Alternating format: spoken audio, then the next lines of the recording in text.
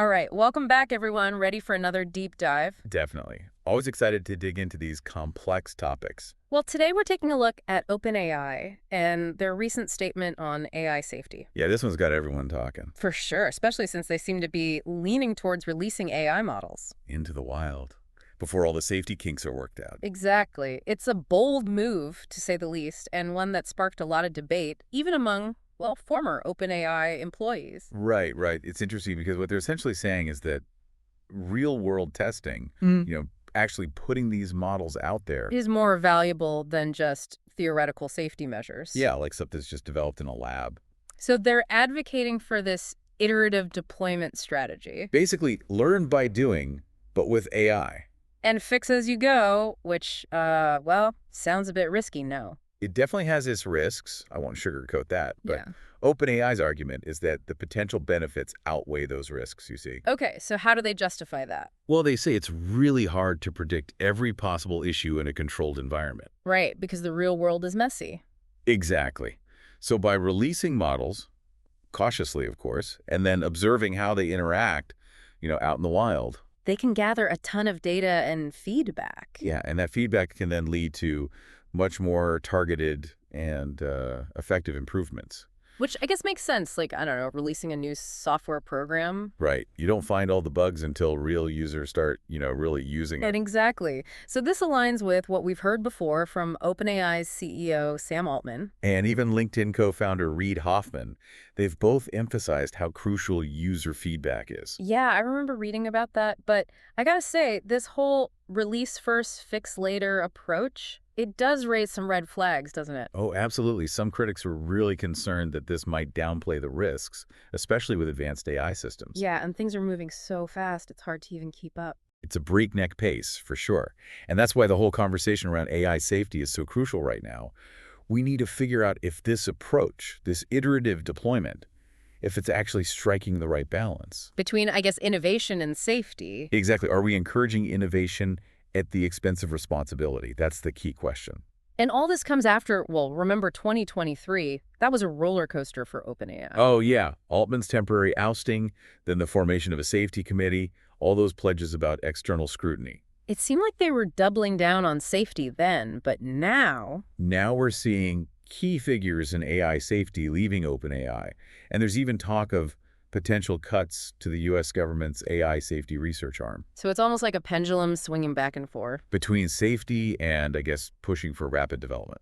And it makes you wonder, where do they really stand? It's a complex picture, that's for sure. OpenAI argues real-world testing gives you insights you can't get anywhere else. While critics are worried about the consequences of releasing AI systems before we really understand them. Right, it's a delicate balance. And then there's the whole issue of resources. OpenAI claims they have limited computing resources. Which is why they haven't been able to dedicate as much to safety research as they'd like. And that's led to internal conflicts, according to some reports. Right, and it makes you wonder, is it genuinely a lack of resources?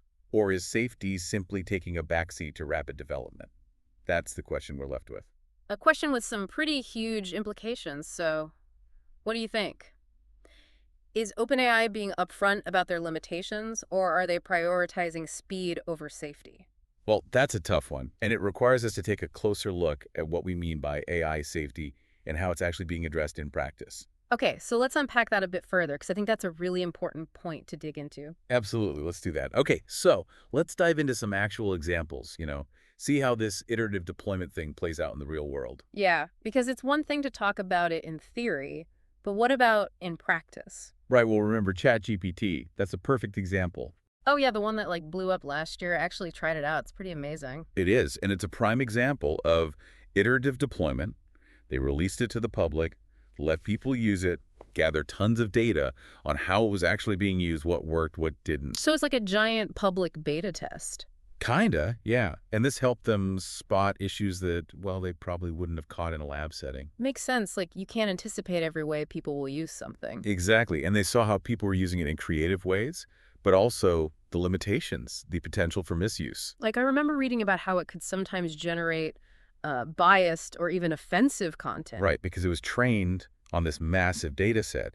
And that data set, well, It reflects some of the biases that exist in society. So the AI was kind of mirroring the bad parts of humanity. In a way, yeah, which is why real-world testing is so important. You see it in action, and then you can adjust. Like with self-driving cars, you can't just test those on a closed track. They need to be out in real traffic. Perfect analogy. And that's what OpenAI did with ChatGPT. They used the data, refined the model, made it less likely to generate harmful stuff, added content filters. So in a way, the public's use of it actually helped make it safer. Exactly.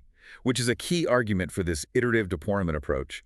Real-world testing leads to more robust, more effective safety improvements. Okay, I'm starting to see the logic, but I'm guessing it doesn't always go this smoothly. You're right. There have been cases where, well, things didn't go so well. Remember that social media chatbot a few years back? The one that had to be shut down because it started spewing hate speech. Oh, yeah, that was a mess, wasn't it? Learning from its interactions online. It was, but unfortunately it picked up on some of the worst aspects of online communication. So even with safeguards, there's always a risk that AI can go rogue. That's the thing. It can learn and behave in ways we don't intend. And that's a sobering thought when you consider the power of the AI systems being developed today. It is. It's kind of scary, to be honest. It is. And it highlights the need for caution. For a well-thought-out approach to AI development, iterative deployment can be a valuable tool, but it's not a magic bullet. So it needs to be combined with other things, like robust safety research. Exactly. And ethical guidelines, and a willingness to learn from both the successes and the failures. It's not just, let's throw it out there and see what happens. There needs to be a plan, right? A plan, monitoring, careful consideration of the risks and benefits. This is where the idea of responsible AI comes into play. Responsible AI. That sounds interesting. What is that exactly? It's basically a framework, a set of principles and practices that guide the development and use of AI in a way that's, ethical, transparent, accountable. So it's like a checklist to make sure AI is used for good. Kind of, yeah. It emphasizes the impact of AI on individuals, on society, on the environment. So it's about making sure AI aligns with human values. Exactly. You'll often hear principles like fairness, accountability, transparency, privacy, safety. It's a roadmap for developers, for organizations. Sounds like a good step, but how do we know these principles are actually being put into practice? That's a million-dollar question. It's not enough to just talk about it. We need mechanisms like ethical review boards, independent audits, regulations even. So a mix of self-regulation from the AI industry and oversight from the government. Right, it's a shared responsibility. Okay, but back to OpenAI. How do they stack up against these responsible AI principles? Well, they say they're committed to it. They've got a safety team, guidelines, they've done public consultations. But some critics say they need to be more transparent, especially about their iterative deployment decisions. So even a company like OpenAI needs to be held accountable. Transparency is crucial. It builds trust, makes sure everyone's on the same page. We need to know their methods, their data sources, the potential risks. And that's where things get tricky, right? Because this all sounds incredibly complex. How can the average person even keep up with all this? It's tough, but there are resources out there. Organizations like the AI Now Institute, the Future of Life Institute, they provide a lot of valuable information and analysis. So it's up to all of us to do our homework and make sure our voices are heard. Exactly. But let's not forget the potential benefits here. OpenAI argues that iterative deployment can speed up the development of beneficial AI applications. Oh, right. So it's not all doom and gloom? No. Think about the potential for things like healthcare, education, sustainability. Imagine if we could get those solutions out there faster. That's a good point, but faster isn't always better, right? Yeah. Are we sacrificing something in terms of safety or ethics by focusing on speed? That's a valid concern, and it brings us back to the core question. What kind of AI are we building? Is it aligned with our values? Are we mitigating the risks? Who benefits? It's not just about the tech, it's about the choices we make as a society. Exactly, and those choices will shape the future of AI and its impact on our lives. Wow, this is a lot to take in. It's exciting, but also kind of overwhelming, like we're on the edge of something huge. We are, and it's important to have these conversations now. While AI is still relatively young, we have a chance to steer it in the right direction. So what are some key takeaways for our listeners? What should they keep in mind as we navigate this whole AI landscape? Okay, here are a few things to remember. Iterative deployment can be powerful, but it has to be done responsibly. Real-world testing is great, but we need safeguards. Responsible AI isn't just a buzzword. It needs to guide the entire process. Transparency and accountability are key to building trust. And finally, The future of AI is not set in stone. We're all shaping it with the choices we make today. A lot to think about, and I'm sure our listeners have even more questions. But for now, I want to shift gears a bit and go back to something you mentioned earlier. OpenAI claims they have limited resources, which is why they're not doing more safety research. Does that really hold water, or are there other things at play? It's a valid question, and one that deserves a deeper look. So it's a bit of a head scratcher, right? They're saying limited resources are holding them back on safety research, but is that the whole story? It's definitely part of the picture. Developing these AI models does require a ton of computing power. Not to mention expertise. It's a costly endeavor. But even so, shouldn't safety be like non-negotiable? Especially with something as potentially transformative as AI. You'd think so, and that's where the tension lies, finding that sweet spot between pushing the boundaries of innovation and making sure it's done responsibly. It's not always easy. Yeah, because you don't want to stifle progress, but you also don't want to unleash something dangerous. Exactly, and it requires a certain mindset, a willingness to invest in safeguards, even if it means, maybe slowing down a bit. So it's not just about speed, it's about building safety into the DNA of AI development, right? Right, and that brings us back to resources. Right. While AI research does need a lot of investment, the claim that safety is being neglected purely due to a lack of resources, well, that's been challenged. So some people are saying it's more about priorities than actual scarcity. Exactly. Could OpenAI allocate more to safety if they wanted to?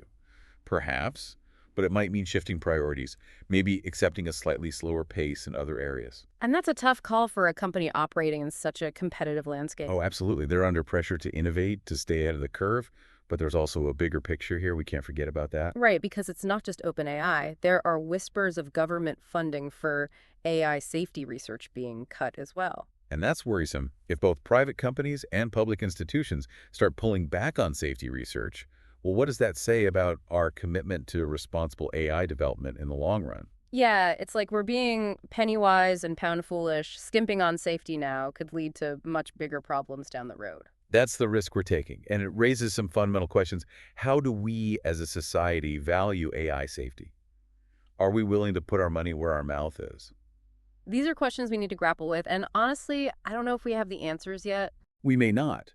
But what's crucial is that we're having these conversations, that we're not just blindly accepting the narrative that's being presented. So we can't just sit back and hope for the best. We need to be proactive, engaged. Absolutely. We can't just be fascinated by AI. We need to be informed, critical. We need to demand transparency, hold those in power accountable. It's not just about the techies, it's about all of us, right? It is. The future of AI isn't something that's just happening to us. We're all creating it with every choice we make, every conversation we have. And that's a pretty empowering thought. It means we have agency, we have a voice. We do.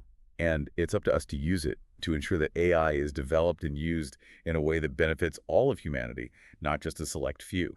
Well said. I think that's a perfect note to end on. We've covered a lot of ground today, explored the complexities of OpenAI's approach to AI safety, the challenges, the opportunities. And the big questions that we all need to be asking. Exactly. So to our listeners, thank you for joining us on this deep dive. We hope it's sparked some thoughts, some conversations. And maybe even a bit of healthy skepticism. Because that's how we move forward. By questioning, by exploring, by demanding better. And by remembering that the future of AI is in our hands. So keep diving deep, keep those questions coming, and until next time, stay curious.